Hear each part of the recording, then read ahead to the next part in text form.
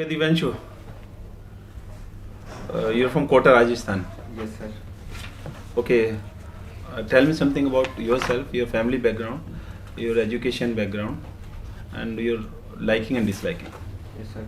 Sir मेरा interview माध्यम हिंदी है तो मैं हाँ, प्लीज प्लीज. सर मेरा नाम दिव्यांशु है और मैं कोटा राजस्थान से आता हूँ और मेरी शिक्षा आईआईटी कानपुर में हुई है. मैंने वहाँ से एरोस्पेस इंजीनियरिंग में बीटेक एमटेक डुअल डिग्री किया हुआ है. उसके पश्चात मैंने हैदराबाद में एक स्टार्टअप कंपनी में बतौर ऑपरेशन मैनेजर लगभग 11 महीने तक कार्य किया हुआ है. और मेरा ऑप्शनल हिंदी साहित्य है और मेरी अभिरुचियाँ हैं त्राटक मेडिटेशन करना और एंड्योरेंस रनिंग करना. ओके, ये तराटक जो तराकट मेडिटेशन है, इसके बारे में थोड़ा बताएंगे क्या है ये? सर त्राटक मेडिटेशन हठ योग का पार्ट है और त्राटक का जो लिटरल मीनिंग है उसका अर्थ है टकटकी लगाकर देखना. Yes. तो सर हम इसमें अपनी जो बॉडी है उसको पूरी तरह स्टिल रखते हुए एक किसी पॉइंट पर गेज करते हैं. तो सर जैसे जैसे हम ये अभ्यास बढ़ाते हैं तो मस्तिष्क में विचारों का प्रवाह थोड़ा कम होता है और कंसंट्रेशन बढ़ाने में भी इससे मदद मिलती है. एक कैंडल तराकट होता है, जी वो सर. किस लिए होता है? सर जिस ऑब्जेक्ट पर हम गेज करते हैं वो अलग अलग हो सकता है. तो जो कैंडल त्राटक है उसमें हम जो कैंडल की लॉ है उस पर हम अपनी दृष्टि टिकाते हैं. नहीं, मेरे को जो मतलब कि आई मे बी रॉन्ग, जो बताया गया है कि आप कैंडल को देखोगे तो आई साइड आपका इम्प्रूवमेंट होता है. जी सर, ये भी इसके कई तो आप तराकट करते हो, आपने चश्मा पहना हुआ है, ये वैसे मतलब कि 0 नंबर है या आई साइड का है? आई साइड का ही है पर नंबर्स सर काफ़ी नॉर्मल है. अच्छा, नॉर्मल है, मतलब कि it's reading glass you can say. Yes, sir. Okay, आप ये बताइए दिव्यांशु, आपने आईआईटी कानपुर से एरोस्पेस इंजीनियर में किया हुआ है, तो वाई शिफ्टिंग टू हिंदी साहित्य? आपका तो जो पॉजिटिव पॉइंट है, आपने ये एमटेक भी एरोस्पेस में किया हुआ है, तो आप मतलब कि जो ज़्यादा कॉन्फिडेंस होना चाहिए था आपको इस सब्जेक्ट के ऊपर होना चाहिए था. हिंदी साहित्य क्यों चुना? सर इसके मुख्यतः 2 कारण थे. पहला कारण ये कि सर मुझे अपने स्कूल के दिनों से ही हिंदी साहित्य पढ़ने में काफ़ी आनंद आता था और कॉलेज में जाकर भी मैं अपने हिंदी साहित्य सभा, जो वहाँ की एक लिटरेरी सोसाइटी है, वहाँ पर मैं कोऑर्डिनेटर के रूप में कार्य किया और हिंदी साहित्य का और अध्ययन किया. तो सर एक मेरी जो पर्सनल रुचि थी वो इस विषय में थी. और दूसरा कारण ये कि जो मेरा ग्रेजुएशन सब्जेक्ट है एरोस्पेस इंजीनियरिंग, वो ऑप्शनल की लिस्ट में अवेलेबल नहीं है. तो सर मेरे लिए जो नेचुरल चॉइस थी वो हिंदी साहित्य थी. आई एग्री विद यू, लेकिन आप जब हिंदी साहित्य से इतना प्रेम करते तो आप इसको एमए, अब ये एमए में भी आप हिंदी लेके इसको आगे और ज़्यादा इसमें ले जा सकते थे. मेरा कहने का मतलब ये है, क्योंकि आप एरोस्पेस इंजीनियरिंग में कर रहे हैं, तो आपने इसरो वगैरह में नहीं कहीं कोशिश किया जॉब वगैरह के लिए? सर इसरो में जब मैं 4th ईयर में अपने प्लेसमेंट में बैठा था तो सर इसरो जो कंपनी ओपन हुई थी वो अनफॉर्चुनेटली उस ईयर मैकेनिकल और इलेक्ट्रिकल इंजीनियरिंग के लिए ओपन हुई थी. सर तो मुझे ऐसा कुछ मौका मिला नहीं. अदरवाइज सर मेरा मन था कि जो इसरो एक ग्रोथ स्टोरी बना रहा है उसमें मैं कुछ साल कार्य करके अपना जो इंटरेस्ट है वो जरूर जाहिर करूँ. और सर इसके अलावा मैंने हिंदी साहित्य में अभी इग्नू से एमए में एनरोल भी कर रखा है, तो सर वो भी साथ साथ इसमें आगे. अच्छा, तो मतलब you are pursuing. Yes, sir. अच्छा, आप एरोस्पेस इंजीनियरिंग से, तो आप ये आज का जो टाइम चल रहा है इसमें ड्रोन का काफ़ी महत्वपूर्ण है, तो आप उसके मतलब कि मेरे को 2 फायदे ड्रोन के और 2 नुकसान बताइए, क्या हम फोर्स कर सकते हैं, एडवांटेज और डिसएडवांटेज? सर अगर हम ड्रोन के सबसे फ़ायदे की बात करें तो ये उन सब कार्य में उन सब क्षेत्र में कार्य कर सकता है जहाँ पर ह्यूमन इन्वॉल्वमेंट काफ़ी मुश्किल होता है. जैसे कि सर अगर हम नॉर्थ ईस्ट में अगर मेडिसिन सप्लाई की बात करें तो ये वहाँ पर काफ़ी कारगर साबित हो सकता है. और अभी कोविड-19 पेंडेमिक के दौरान सर एक पायलट प्रोजेक्ट के तहत मणिपुर के दूरगामी इलाकों में इसके द्वारा मेडिसिन सप्लाई की गई थी, वैक्सीन सप्लाई की गई थी. दूसरी बात ये कि सर जो आने वाले समय में जैसे कि हमारा जो अर्बनाइजेशन है वो काफ़ी एक्सेलरेटेड पेस पर आगे बढ़ रहा है, तो ऐसे कई सारे फील्ड है अर्बन मैनेजमेंट में जहाँ पर ड्रोन काफ़ी हेल्पफुल हो सकता है. हम स्वामित्व स्कीम में ऑलरेडी इसका उपयोग कर रहे हैं. कोविड-19 में लॉ एंड ऑर्डर मेंटेन करने में भी इसका उपयोग किया गया था. और तीसरा इसका एक और फायदा सर जो हमारे सर्विलांस में जो हमारे डिफेंस फोर्सेज है वो इसके यूज़ कर सकता है. अगर हम इसकी नुकसान की बात करें, डिसएडवांटेज की बात करें, तो at this point of time sir हमारे पास ऐसी कुछ रेगुलेटरी मैकेनिज्म 2 साल पहले हम ड्रोन गाइडलाइंस के साथ में आए हैं, किंतु सर उनका एनफोर्समेंट ऑन द ग्राउंड थोड़ा पैची है सर. तो उसमें हमें काम करने की आवश्यकता है. और दूसरा ये कि सर जो क्रॉस बॉर्डर टेररिज्म है, जो पाकिस्तान से कई बार सर ड्रोन के द्वारा आर्म्स और ड्रग की सप्लाई बॉर्डर स्टेट में देखी गई है. तो सर ये इसके 2 चैलेंजेस हैं. इसके चैलेंजेस में और भी है, लोगों की प्राइवेसी में. आपके पास ड्रोन है, आप किसी को सर्वेलेंस कर रहे हैं, उसको मालूम नहीं है, आप समझ रहे हो? डेफिनेटली. ठीक है.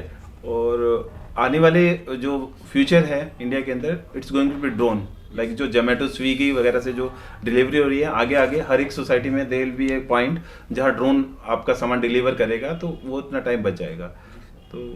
तो इसमें आपने जो एरोस्पेस इंजीनियर में, तो इसको ड्रोन से रिलेट कर सकते हैं कि आप मतलब कि कंट्रीब्यूशन टूवर्ड्स, आपने जो एजुकेशन ली है तो इसमें क्या कंट्रीब्यूशन आप दे सकते हैं? सर जो मेरा स्पेशलाइजेशन था वो सर स्ट्रक्चर्स को लेकर था। तो सर जो ड्रोन का एक पूरा ओवरऑल स्ट्रक्चर है, तो सर उसमें हम वेट मैनेजमेंट हम उसको कर सकते हैं और उसका स्ट्रक्चर और भी मजबूत बना सकते हैं। जो तो सर मैंने एक मटेरियल को सिंथेसाइज किया था जो कि फ्रैक्चर रेजिस्टेंट होता है। तो सर मैं इस अपने ज्ञान का उपयोग करके जो ड्रोन टेक्नोलॉजी है उसमें सर इम्प्रूव कर सकता हूँ ड्रोन्स की ओवरऑल कैपेबिलिटीज़ को। तो ये आपका कौन सा इंटरव्यू रहेगा यूपीएससी का? सर ये मेरा तीसरा इंटरव्यू होगा। 2 इससे पहले आप अपेयर कर चुके हैं? जी सर। तो कहाँ आपको लगा कि आप लैकिंग बिहाइंड कर रहे हैं, मतलब कि उसके?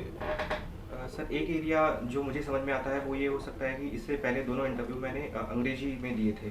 तो सर हो सकता है मेरा जो कम्युनिकेशन है और एक आर्टिकुलेशन वाली जो पावर है वो इंग्लिश में शायद उतनी अच्छे से निकल कर ना आती हो, तो वो एक कारण मुझे लगता है। कितने मार्क्स थे पिछली बार इंटरव्यू में आपके?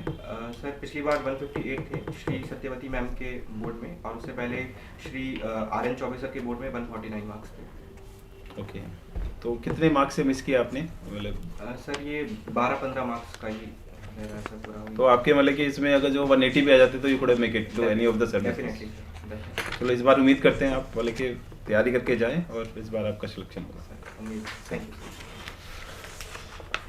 आप दिव्यांशु जी हुए ना? जी सर। आपने चॉइस में दिया है आईएएस के लिए, आईएएस आईपीएस के लिए जोन 1। जी सर। ध्यान है फॉर्म भरते वक्त? जी sir. Zone 1, zone 2, zone 3, zone 4। तो जब फॉर्म भरे थे तो आपने जोन 1 ही क्यों सेलेक्ट किया पहला, और जोन 1 में कौन कौन काडर आते हैं? फॉर्म तो आप खुद भरे हैं ना?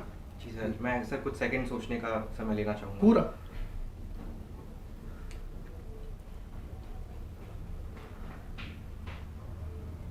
सर जो मेरा होम स्टेट है राजस्थान, वो जोन 2 में आता है और मैंने उसको अपनी प्रायोरिटी नंबर 1 पे रखा है। और जो जोन 1 है उसमें उत्तर प्रदेश, बिहार और मध्य प्रदेश और एक और कोई राज्य आता है, उसका नाम मैं सर भूल रहा हूँ।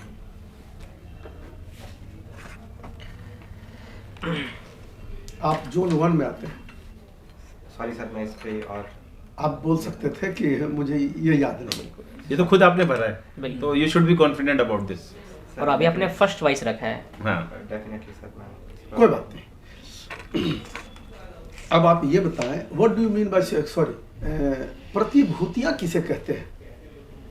इंग्लिश में सिक्योरिटीज कहते हैं, इकोनॉमिक्स में सिक्योर होता है ना, प्रतिभूतियां, सिक्योरिटीज, शेयर, डिवेंचर, बॉन्ड। तो ये तो एग्जाम्पल्स हो गए। प्रतिभूतियां को डिफाइन कैसे करेंगे? सिक्योरिटीज को। हाँ, प्रतिभूतियां, हिंदी, आप हिंदी बोल रहे हैं, जो भी बोलिए। सर सिक्योरिटी कोई सा भी ऐसा इकोनॉमिक अरेंजमेंट हो सकता है जिसके द्वारा हम अपना इन्वेस्टमेंट किसी भी क्षेत्र में सिक्योर कर सकते हैं। अच्छा, आप ये बताओ, शेयर और डिवेंचर में क्या अंतर है? डिवेंचर को डेब्ट सिक्योरिटीज क्यों कहते हैं? ऋण प्रतिभूतियां क्यों कहते हैं? शेयर डिवेंचर में कुछ तो अंतर होगा, दोनों प्रतिभूतियां, लेकिन शेयर को ऋण प्रतिभूतियों के श्रेणी में नहीं रखते हैं और डिवेंचर को ऋण प्रतिभूतियों के श्रेणी में रखते हैं। सॉरी सर, मैं इस बारे में बात करूँगा। अच्छा, कोई बात नहीं। मनी को डिफाइन कर पाएंगे? मनी, मुद्रा। सर मुद्रा को अगर बिल्कुल सिंपल शब्दों में कहें, मुद्रा और तरलता, लिक्विडिटी में क्या संबंध है? मुद्रा की तरलता से आप क्या समझते हैं? हम आपके लिए काम आसान कर दे रहे हैं। सर मुद्रा एक सिंपल एक्सचेंज मीडियम है फॉर वैल्यू। मुद्रा और तरलता के बीच में केवल संबंध बताएं एक लाइन में। सर ये प्रोपोर्शनेट है सर, जितना मुझे समझ में आता है कि कोई बात जो मुद्रा छोड़ दीजिए। ये आजकल डेली न्यूज़पेपर में आ रहा है, ऑरेंज अलर्ट हो जाएगा, रेड अलर्ट हो जाएगा, तो डेली सुबह शाम पेपर में है ना। अभी कौन अलर्ट है वो अभी आप, ये orange alert, red alert daily newspaper में क्यों आ रहा है इस वेदर में?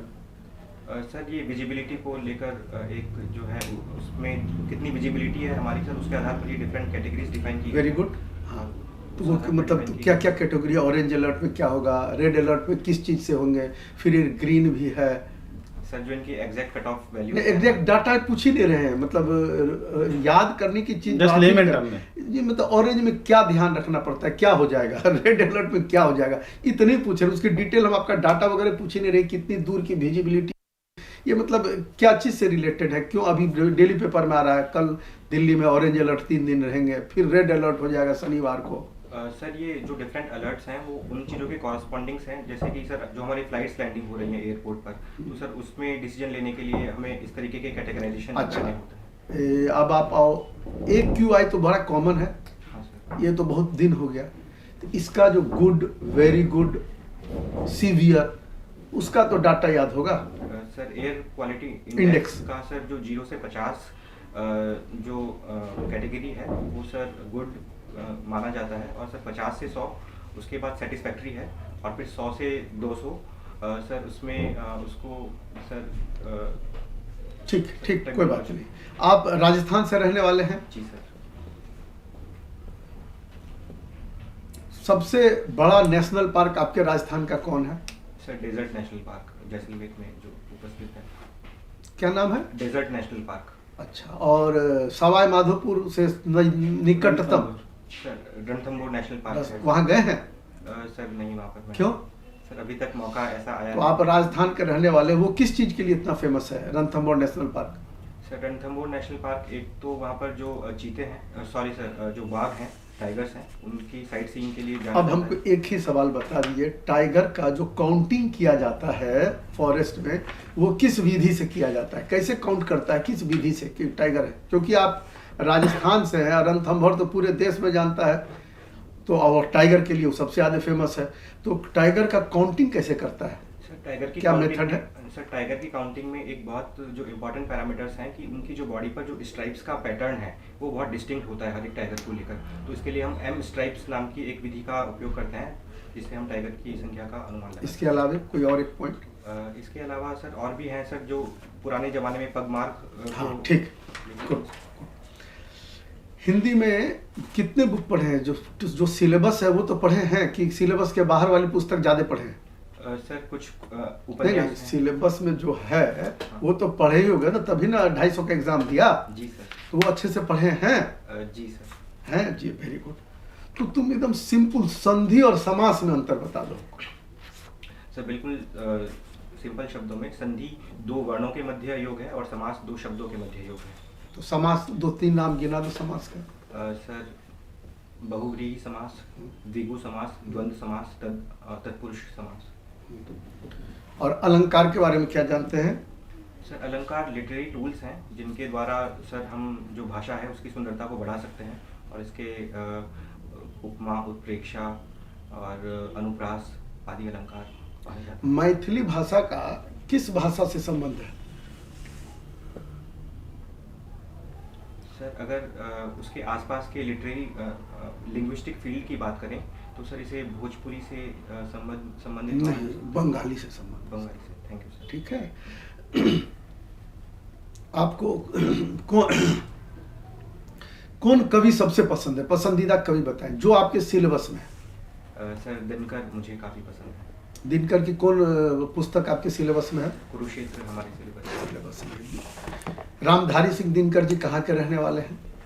सर ये बिहार के रहने वाले थे, और सर उनका जो एग्जैक्ट डिस्ट्रिक्ट, उनका नाम, जन्म कब हुआ, कहाँ हुआ और मृत्यु कब हुई, ये तो हिंदी के पहले ही पेपर लिखा रहता है, परिचय, कवि परिचय, और बचपन से ही बोला था कवि परिचय, कब जन्म लिए, कहाँ जन्म लिए, इनकी माता का नाम, ये कुछ याद है सब परिचय? जी sir. Ramdhari Singh Dinkar pre independence era में जन्म लिए थे, और सर कहाँ जन्म लिए? सर बिहार की। नहीं, वही तो जगह पूछ रहे हैं ना, बिहार डिस्ट्रिक्ट हो गया। सर अगर मैं एक गैस करना चाहूँ तो बेगूसराय की सर वो रहने वाले थे। ठीक। और सर उसके बाद सर उनकी कविताओं में ओज गुण प्रमुखतः पाया जाता है, और सर वो 1954 में राज्यसभा के सदस्य भी रहे, और उनकी कृति संस्कृति के 4 अध्याय के लिए उन्हें ज्ञानपीठ पुरस्कार भी सर उन्हें मिला सर इसके लिए। आप सगुण ब्रह्म और निर्गुण ब्रह्म में अंतर बतला दें फिर। सर मैं कुछ सेकंड सोचने का समय लेता हूं। हाँ लीजिए।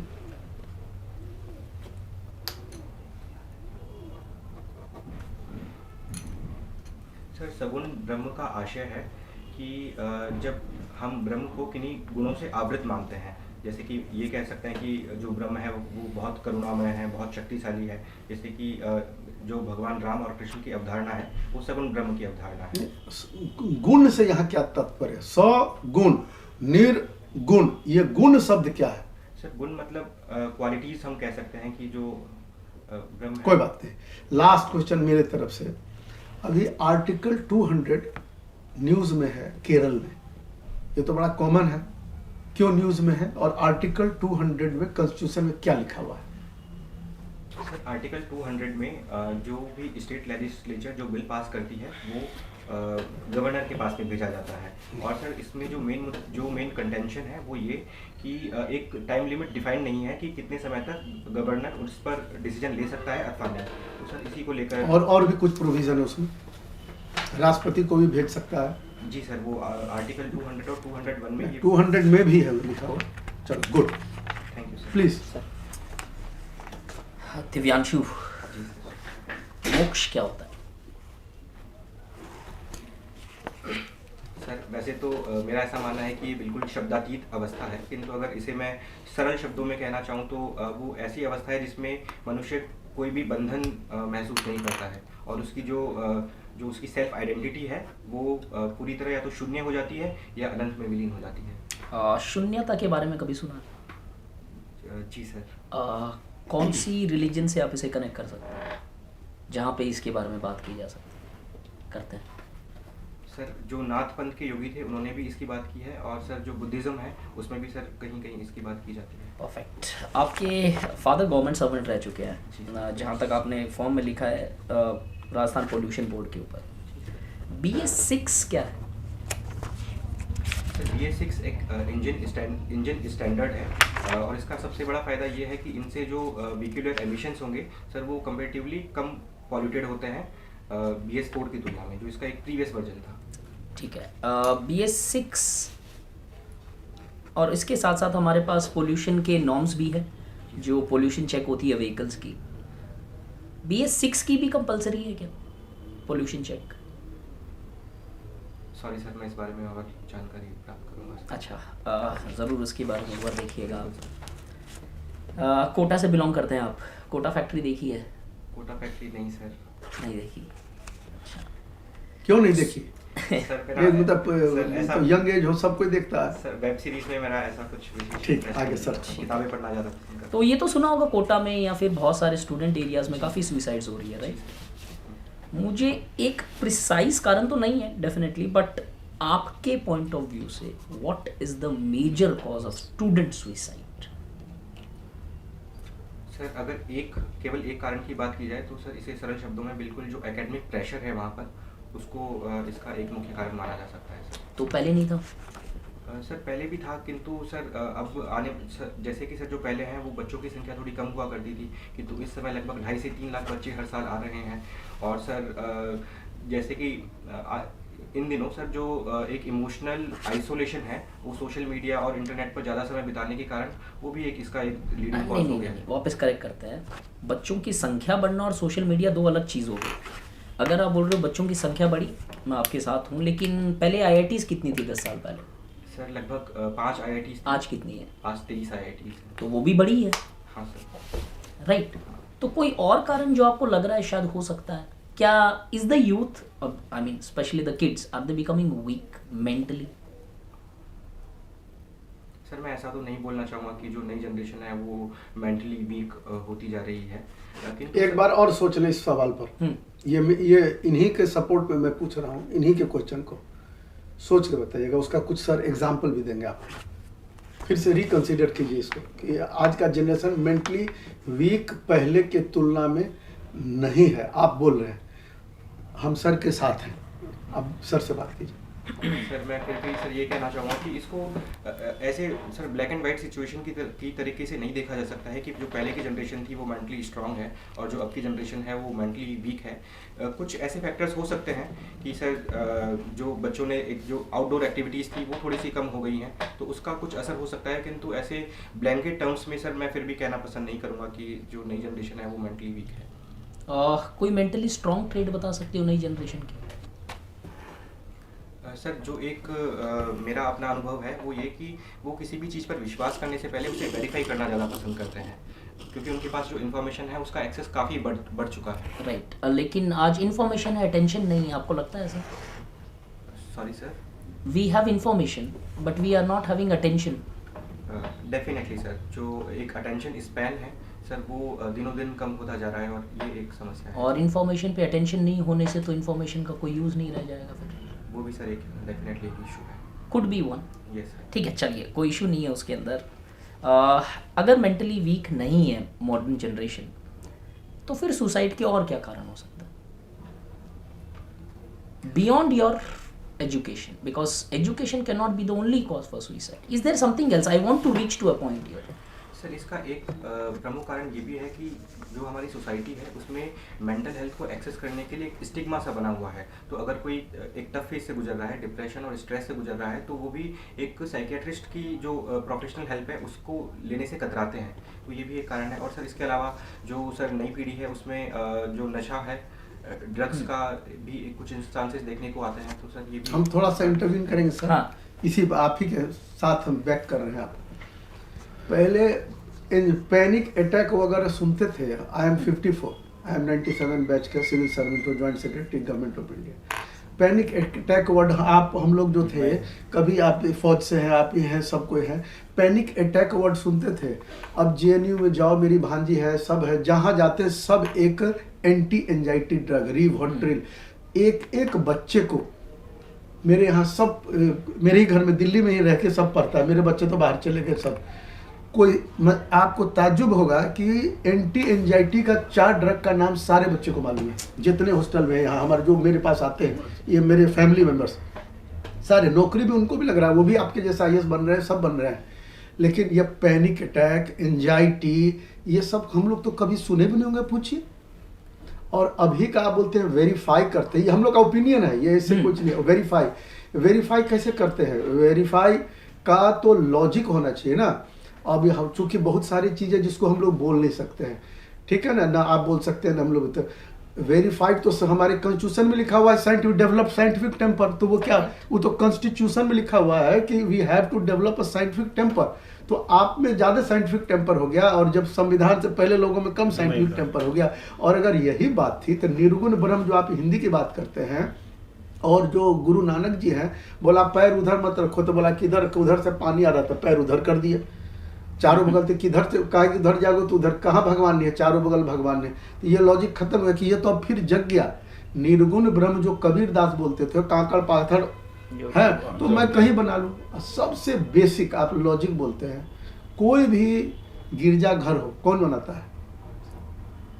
ईसाई आदमी बनाता है। ईंटा कौन बनाता है? उसी से कोई रूप हम स्ट्रक्चर दे देते हैं, उसी के अंदर कोई हाथ से हम बना देते हैं। तो इंसान तो इतना बड़ा हो गया जो मंदिर भी बना देता है, भगवान भी बना देता है, और आज का इंसान कहता है हम मेंटली वीक हैं। अब आगे अगर बाई चांस आप लॉजिक की बात कर रहे हो, just to put this up, logic के हिसाब से तो फिर इंजीनियरिंग ऑप्शन लेना चाहिए था आपको। सर जैसा कि let me complete it once. और आपने ऑप्शन लिया हिंदी लिटरेचर, वो मेरे हिसाब से ज़्यादा इमोशनल रहा होगा। सर हाँ, एक तरीके से ये भी कारण था। और सर मेरा जो ऑप्शनल जो ग्रेजुएशन सब्जेक्ट है वो सर ऑप्शनल लिस्ट में अवेलेबल भी नहीं। राइट। एंड्योरेंस रनिंग के बारे में बताओ थोड़ा सा, एग्जैक्टली होता क्या है प्रिसाइजली? मुझे नहीं पता, मुझे समझाना है। सर एंड्योरेंस रनिंग का अर्थ है लंबे समय तक भागना एवं लंबी दूरी तक भागना। ओके, कोई फेमस रनर जो आपको याद आ सकता है? सर बुधिया सिंह हैं, उनको भी एंड्योरेंस। इंटरनेशनल कोई और बियॉन्ड दिस? सर जो मैराथनर हैं एलियट किपचोगे। कहाँ से हैं? सर वो युगांडा से हैं। और सर उनके नाम रिकॉर्ड है मैराथन रनिंग का सर। ओके, और इंडिया में स्पोर्ट्स की क्या पोजीशन है अभी? कुछ is it a sport in India? Sir competitive sport के रूप में सर हाँ, ये ट्रैक एंड फील्ड इवेंट्स में आता है रनिंग। ओके, ओलंपिक में भी है? जी सर। ठीक है, लास्ट ओलंपिक में किसने जीता था मेडल इसमें? सॉरी सर वो चलिए कोई बात नहीं, ठीक है। आपने एक जब सर क्वेश्चन पूछ रहे थे तो आपने एक चीज़ बोली थी, ग्रोथ स्टोरी ऑफ इसरो। मुझे 3 लाइन में बता दो सिर्फ। सर अगर ग्रोथ स्टोरी ऑफ इसरो को 3 लाइन में बताना चाहें तो सर सबसे पहला चंद्रयान 3 है, जो कि विश्व की पहली कंट्री बन रही है चंद्रमा के साउथ पोल पर लैंड करने वाली। दूसरा सर ये कि जो एक प्राइवेट सेक्टर पार्टिसिपेशन है वो काफ़ी प्रोमिनेंट तरीके से आ रहा है, और जस्ट अभी ही एक स्टार्टअप स्काई रूट ने इंडिया का पहला प्राइवेट रॉकेट लॉन्च किया था। और सर तीसरा सर जो हमारा कोलैबोरेशन है कई अन्य स्पेस एजेंसीज के साथ में, be it NASA, be it European Space Agency और जापान, उनके साथ भी हम काफ़ी प्रोमिनेंटली सर इन्वॉल्व हो रहे हैं। एक और ऑर्गेनाइजेशन है अंतरिक्ष करके, सुना है आपने कुछ? जी सर। क्या है थोड़ा सा? सर ये इसरो की कॉमर्शियल आर्म है, जो भी कॉमर्शियल लॉन्चेस हैं सर वो उनको हैंडल करने के लिए अंतरिक्ष। चलिए, थैंक यू। ओके दिव्यांशु, अभी कहाँ से आ रहे हैं आप? सर अभी मैं संगम विहार एरिया से आ रहा हूँ। नाम है दिव्यांशु, इसका अभिप्राय बता पाएंगे आप मुझे? सर दिव्यांशु 2 शब्दों से मिलकर बना है, दिव्य प्लस अंशु। दिव्य का अर्थ है सर डिवाइन, जो दिव्यता धारण किए है, और अंशु का अर्थ है किरण। तो सर इसका एक आशय सूर्य से भी लिया जाता है, जिसकी किरणें दिव्यता धारण किए हुए हैं। आपके सिलेबस में एक रचना पढ़नी है जो आपके नाम से भी मेल खाता है, और 2 पात्र है या एक ही पात्र है? जी सर, जो दिव्या नामक उपन्यास है सर, उसमें अंशुमाला और दिव्या 2 ऐसे चरित्र हैं, और सर दिव्या का ही एक परिवर्तित रूप सर अंशुमाला है। ओके, ठीक है। अभी आप मुझे, आपका जो गांव है वो है सावन भादो विलेज, जी सर। है ना? और मुझे हिंदी के सभी महीनों का नाम बता पाएंगे आप? सर हिंदी के और महीने हैं चैत्र, वैशाख, ज्येष्ठ, आषाढ़। क्रमबद्धता के अनुसार बताइए मुझे कि प्रारंभ कब हो रहा है, क्योंकि नया साल भी आ रहा है, तो हिंदी में नया साल कब होता है? जी सर। सर इसका प्रारंभ चैत्र कृष्ण प्रतिपदा से होता है, और चैत्र इसका पहला माह है। चैत्र, वैशाख, ज्येष्ठ, सावन, आषाढ़, भाद्रपद, मार्गशीर्ष, अश्विन, पौष, माघ और फाल्गुन। ये तो मतलब विशुद्ध नाम बताए, लेकिन हम जनरली इसे किस किस नाम से पुकारते हैं, उसमें बताइए मुझे। सर इनको आंचलिक क्योंकि भाषाओं में आपको अलग पता नाम है से- भाषिक परिवर्तित हो जाते हैं। हाँ बताइए। सर चैत्र को चैत कहते हैं, और वैशाख को सर वैशाखी हमारी तरफ कहा जाता है, और ज्येष्ठ को जेठ कहा जाता है। और इसके अर्थ क्या है, जेठ के? सर इनके जो अर्थ हैं वो तो एक तो मतलब माँ हो गया, इसका और अर्थ क्या है? सर, हिंदी जेठ- में रिलेशनशिप में। सर जेठ जो किसी स्त्री के पति के बड़े भाई को भी कहा जाता है। यस। और सर जो श्रावण है उसको सावन कहा जाता है, और सर फाल्गुन को फागुन के नाम से हम ज़्यादा जानते हैं। और सर ऐसा क्यों हो रहा है? सर क्योंकि भाषा विज्ञान आपने पढ़ा होगा ना? जी सर क्योंकि एक कहावत प्रचलित है कि 4 कोस पर वाणी बदले और 5 कोस पर पानी। तो सर जैसे जैसे हम वेरिएशन में जाते हैं हिंदी हार्टलैंड में, तो सर हमें इनके अलग अलग आंचलिक रूप देखने को मिलता है। तो ये जो नाम है चैत्र, वैशाख आदि, ये सर संस्कृताइज्ड हिंदी के रूप हैं, और जो आंचलिक भाषाएं हैं इनमें इनके सर अभ्रंश रूप थोड़े दिखाई देता है। बिल्कुल। अच्छा, और आपने जो स्कूलिंग किया है, स्कूल का नाम आपका माँ भारती विद्या भवन। ये माँ भारती का अभिप्राय क्या है? सर हमारे स्वतंत्रता संघर्ष के दौरान सर जो हमारी एक मदरलैंड थी, मातृभूमि थी सर, उनको आदर से हम माँ भारती के नाम से पुकारते थे। और सर पश्चिम बंगाल के एक बड़े ही फेमस चित्रकार थे अवनींद्र नाथ टैगोर, उन्होंने माँ भारती के रूप को अपनी चित्रकला के द्वारा प्रदर्शित किया था। तो सर ये तब से ही एक हमारा डिवोशन, भक्ति और राष्ट्रभक्ति का एक प्रतीक माँ भारती। और यानी कि एक प्रतीकात्मक स्वरूप लिया गया, है ना? उस समय एक और प्रतीकात्मक स्वरूप लिया गया स्वतंत्रता संग्राम के समय, वो क्या था? रोटी आपने? हाँ सर 1857 की क्रांति में सर रोटी, कमल, इनको भी सर प्रतीकों के रूप में उपयोग किया गया था। तो उसका क्या अभिप्राय था, क्यों लिया गया था उसे? सर इसका एग्जैक्ट अभिप्राय ठीक है। आपने बताया कि दिनकर आपके प्रिय कवि हैं। 4 पंक्तियां सुनना चाहूँगा मैं आपसे इनकी। सर दिनकर ने रश्मि रचना में लिखा है, सदियों ठंडी बुझी राख सुबुगा उठी, मिट्टी सोने का ताज पहन इठलाती है, 2 राह समय के रथ का घर घर नाद सुनो, सिंहासन खाली करो कि जनता आती है। ठीक है। जो लास्ट पंक्ति उसको फिर से दोहराएंगे आप? सिंहासन खाली करो कि जनता आती है। ये मूलतः जब ये रचना लिखी जा रही थी किस परिप्रेक्ष्य में लिखा था उन्होंने? और किसका आह्वान किया था? सर मैं अगर एक एजुकेटेड गैस लेना चाहूँ तो सर ये इमरजेंसी के समय पर सर इसको काफ़ी एक एज ए प्रोटेस्ट के रूप में इसका उपयोग किया गया था, और सर इसको जो हमारे स्वतंत्रता संग्राम का जो आंदोलन था उसमें भी सर इसका उपयोग किया गया था। ठीक है सर एक सेकंड एक क्वेश्चन पूछना चाहूँगा। ये आपने एक वर्ड बोला educated guess, what's the difference between literacy and education? Sir literacy एक टेक्निकल टर्म है जिसमें सर हम डिफाइन करते हैं कि अगर एक व्यक्ति क्लास 3 या क्लास 5 की किताबों को लिख पढ़ सकता है तो हम उसे एक लिटरेट मान सकते हैं। 3 या 5? सर मुझे एग्जैक्ट अच्छा, और एजुकेशन?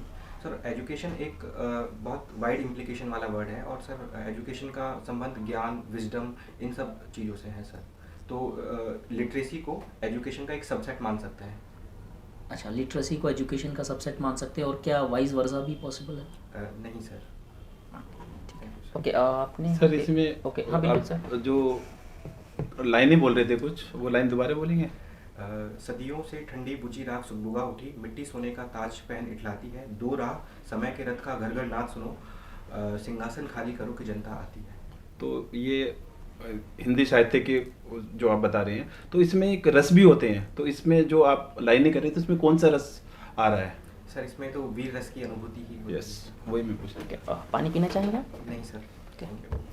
आपने यहाँ पे बताया है कि न्यूज पेपर है ना, ये न्यूज पेपर क्या होता है? सर न्यूज़पेपर का अगर हम सीधा सीधा लिंक निकालें तो जो न्यूज़पेपर का एडिटोरियल सेक्शन होता है जहाँ पर कई सारे व्यक्तियों के विचार व्यक्त होते हैं, उन पेजेस को हम न्यूज़पेपर के नाम से जान सकते हैं। और इसका नाम है निर्वाक। निर्वाक का क्या अर्थ होता है?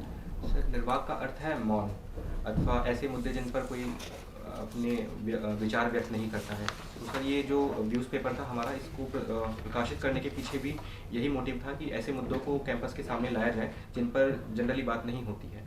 अभी थोड़ा देर पहले एक शून्यवाद पे भी थोड़ी चर्चा हुई थी, और एक रचना आपने पढ़ा होगा अपने सिलेबस में ही, उन कवि का नाम बताना चाहेंगे और उनकी रचना का सार क्या था जो इसी से प्रेरित है? शून्यवाद से जो जी प्रेरित। बिल्कुल। सर अज्ञेय की जो रचना है असाध्य वीणा, किस कवि संग्रह से लिया गया है? कविता संग्रह क्या नाम है? आंगन के पार द्वार नामक संग्रह से। कुछ लाइन उस कविता की जो आपको याद हो? सर इस समय याद नहीं कर रहा। ठीक है, अब क्योंकि आपने यहाँ मेडिटेशन का जिक्र किया है तो मैं उसके उस टेक्निकल पॉइंट्स पे नहीं जाता, टराकर जो आपने कहा मैं सीधे मेडिटेशन पे जाता हूँ। तो चूँकि उस कविता में भी जो मौन साधना की बात वो भी मेडिटेशन ही है। जी सर। तो इन दोनों में क्या अंतर है जो कवि ने वहाँ पे जाहिर किया है, जो भाव, जो साधना, और यहाँ क्या अंतर है? सर जो त्राटक मेडिटेशन है इसमें तो सर सिंपली एक पॉइंट पर अपना पूरा ध्यान एकत्रित करने पर जोर दिया जाता है, जबकि असाध्य वीणा में जो अज्ञेय बात करते हैं सर वो अपने अहम के विलयन की बात अधिक करते हैं। तो जो वहाँ पर जो वीणा को बजाने के लिए जो साधक जाते हैं वो खुद को वीणा को सौंप देते हैं, मतलब अपना अहम जो है वो समष्टि में विलय कर देते हैं। तो ये ठीक है, और जैसे आपने इंडोर्स रनिंग की बात, यानी स्पोर्ट्स में तो आपकी दिलचस्पी होगी। जी सर। अभी आपका दिसंबर चल रहा है, अभी कुछ दिन पहले स्पोर्ट्स हुआ, कब कई स्पोर्ट्स हो रहे हैं, एक बॉक्सिंग डे काफ़ी न्यूज में था, ये क्या इसका अभिप्राय है? मैं जानना चाहूँगा। क्रिकेट से रिलेटेड? क्रिकेट से रिलेटेड है ये बॉक्सिंग डे, आखिर है क्यों क्या बॉक्सिंग डे? बोला जाता है उसको? सर मैं और जानकारी प्राप्त करूँगा इस बारे में। ओके ठीक है। अभी 22 जनवरी को एक बड़ा ही भव्य आयोजन होने वाला है देश में, और राम पे बहुत कुछ आपने पढ़ा है सिलेबस में। वास्तव में जो राम का विमर्श है, कबीर का अलग है, केशव के राम का अलग है, निराला का अलग है, तुलसी का अलग है, चारों को तुलना करके आप मुझे बताइए क्या आपको और क्या वर्तमान में वो स्वरूप आपको दिखाई दे रहा है? इतना भव्य आयोजन हो रहा है। सर जो कबीर के राम है वो निर्गुण राम है, उन्होंने नाम तो राम का लिया है किंतु उसके द्वारा उन्होंने एक जो निर्गुण ब्रह्म की जो भावना है उसकी तरफ वो ज़्यादा साधना करते हैं, जबकि जो तुलसी के राम है वो सगुण राम है, वो जो जितने भी पॉजिटिव गुण हो सकते हैं, सकारात्मक गुण हो सकते हैं, वो उनको धारण करते हैं राम। और जो निराला के राम है वो मानवीय राम है। तो जो भी एक साधक है जो अपने किसी उच्च लक्ष्य की प्राप्ति में लगा हुआ है, उन्होंने उसकी साधना को राम की शक्ति पूजा से कोरिलेट करके सर उसकी रचना की है। और रही बात केशव के राम की, तो सर उसके बारे में मुझे जानकारी नहीं है सर। मैं राम का अभिजात्य रूप का क्या अभिप्राय है? सर अगर इसको हमारी सोशल रियलिटी से जोड़कर देखें तो सर जो एक सगुण राम है उनको हम एक अभिजातीय रूप कहा जा सकता है। जो निचली जाति के लोग हैं वो उनको पूजने के लिए क्वालिफाइड ही नहीं है, तो उस तरीके के नाम। चलिए, आप आईआईटी कानपुर से हैं और आईआईटी कानपुर की अपनी वेबसाइट भी है हिंदी को लेकर, काफ़ी कुछ कार्य, तो उनके कुछ कार्य रूप जो हुए हैं कुछ बताना चाहेंगे? सर आईआईटी कानपुर का एक इंट्रानेट पूरा मॉड्यूल है जिसे शोध गंगा के नाम से जाना जाता है, और जितने भी रिसर्च पेपर्स हैं उनको सर हिंदी में ट्रांसलेशन और पब्लिकेशन करने का कार्य वहाँ पर चल रहा है। और सर इसके अलावा जो एनुअल वहाँ पर फेस्टिवल होता है उसमें जो काव्यांजलि नामक एक काव्य संध्या का आयोजन किया जाता है, जिसमें कैंपस के अंदर के कवि और बाहर के कवियों को भी आमंत्रित किया जाता है। इसके अलावा सर आईआईटी कानपुर में कई विदेशों के बच्चे भी आते हैं और कुछ साउथ इंडिया से भी आते हैं और कुछ नॉर्थ ईस्ट इंडिया से भी आते हैं, तो उनको हिंदी सिखाने के लिए हिंदी क्लासेस का भी आयोजन किया जाता है। क्या आप इस बात से सहमत हैं कि जो अभी जो हमारा वर्तमान परिप्रेक्ष्य चल रहा है, चूँकि तकनीकों का प्रसार हो चुका है, तो जो बाल साहित्य की सुलभता है या नहीं है? सर डेफिनेटली जो एक हिंदी साहित्य है उसमें सर बाल साहित्य का इस समय एक तरीके से अकाल प्रसाद पड़ा हुआ है, और यही एक कारण है कि सर जो हमारी नई जनरेशन है वो हिंदी साहित्य की तरफ इतनी प्रवृत्त नहीं हो पा रही है। तो सर ये एक इशू। आपने पढ़ा है कुछ बाल साहित्य? सर बाल साहित्य सर कुछ एक ऐसी मैगजीन्स थी जो सर बचपन में मैं पढ़ा करता था, और शायद उसी वजह से मुझे जैसे? हिंदी साहित्य में सर बालहंस एक मैगजीन आया करती थी, और इसके अलावा सर नंदन एक मैगजीन आया करती थी जिनमें कहानियाँ, कविताएं। आपने जो बताया बालहंस, बालहंस हंस का ही बाल स्वरूप है या वो अलग पत्रिका है? सर हंस एक साहित्यिक पत्रिका है, वो एक अलग प्रकाशन है, और जबकि जो बालहंस है वो जो राजस्थान पत्रिका प्रकाशन की अपनी बच्चों के लिए मैगजीन निकालता है वो है। नहीं, दोनों एक ही हैं। और जो हंस आपको पता है 1936 में जो, ठीक है। अभी हाल में ही एक लेखक संघ जो है, मैं नाम नहीं ले रहा हूँ, आपसे जानना चाहूँगा, बैठक हुई थी और वो एक महान व्यंग्यकार के जन्म सदी पे हाल में, उनके बारे में कुछ जानना चाहूँगा मैं। क्या पता है? Sorry sir. प्रगतिशील लेखक संघ है ना, और आप हरिशंकर प्रसाद, ठीक है, ओके सर।